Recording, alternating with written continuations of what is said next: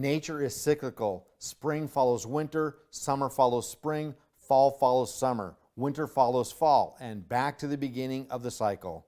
We do not know of any other type of seasonal existence.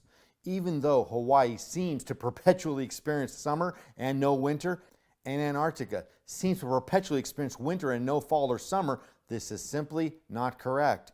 They experience seasonal changes too, just not as varied as most places, making them seem seasonless merely by comparison. All living things are innately affected by the cyclical, seasonal quality of nature. If you like summer and hot months, you are affected adversely by winter and cold months. And if you like winter's cold months, you are adversely affected by the summer months. We are affected by seasonal changes, the smells, the angle of the sun, the temperature, and all the details. Even though we may have been clean for many months, have we yet experienced all the natural seasons without our addictive behaviors? We share qualities, tendencies, and characteristics with the natural forces around and within us, and these are called biorhythms. Some plants bloom only in winter, while most bloom in spring or summer. Each has their biorhythms, and humans have them too. Our moods are influenced by the weather, both exogenous and endogenous. If I indulge in a 40 cc shot of meth in the arm every birthday for several years in a row, the next birthday I have is going to be a cue for me, no matter how much clean time I have. My mind is familiar with being high on my birthday, and I do not yet have ready access to birthday memories that are absent or clean. This applies to seasons as well. Until we experience a full set of cyclical seasons in a clean state, it is new and foreign territory.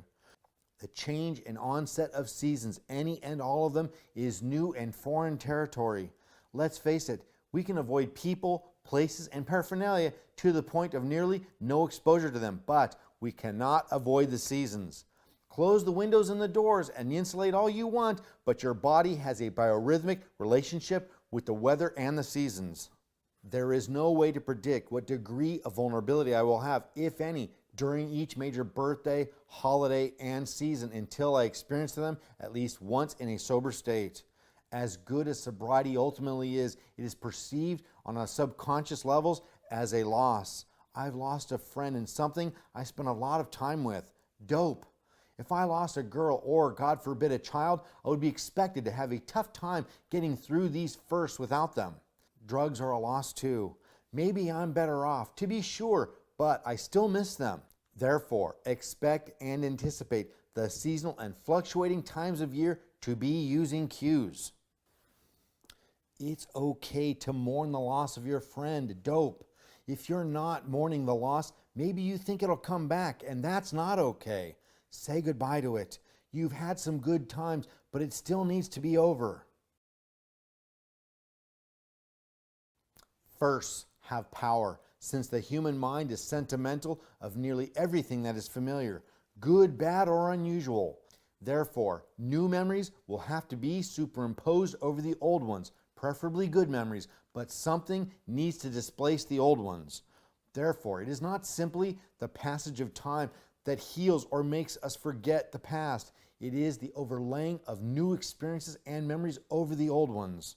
Engage in the process of first as a clean addict.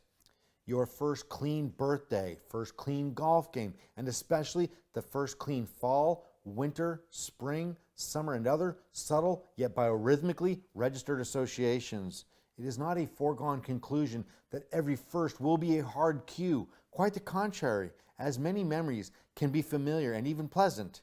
Maybe you never use on Halloween, so there's no using association with it. However, Halloweens did occur during your using days, so clean or not, it potentially has cueing associations. Therefore, every Halloween you spend clean is one layer of clean Halloween memories over the old ones. The old ones go down a rung while the new ones become the top rung. Firsts need to be acknowledged under the new clean context if they're to lose their cueing power, so be flexible with the moving target of recovery time.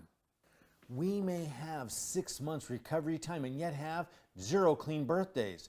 Remind yourself regularly that every day and week gone by adds building blocks of resiliency and experience, but be mindful of firsts too. The addictive, disordered mind does not and will not run on a single pre-programmed schedule. It is advisable and cunning for you to run custom, tailored, clean time schedules superimposed one on the other, loose enough where they all run concurrently, yet tight enough that you can access the data honestly. I have 20 years off meth, but only 19 Easters as I got clean in May. There's no need to meticulously track or record all this, but it is wise to have a sense of context and reference for your recovery time's flexibility. We need to layer a year, a full 4 seasons, and a set of annual birthdays onto our clean time formula. We need to experience each season's qualities like weather and holidays at least one time each in our new clean and sober mentality.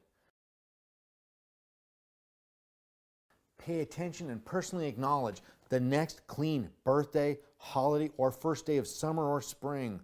Big ones like birthdays should be planned with something so you can mark the passage of it as an achievement. Do something special and different. These new enjoyable memories will overlay the old ones.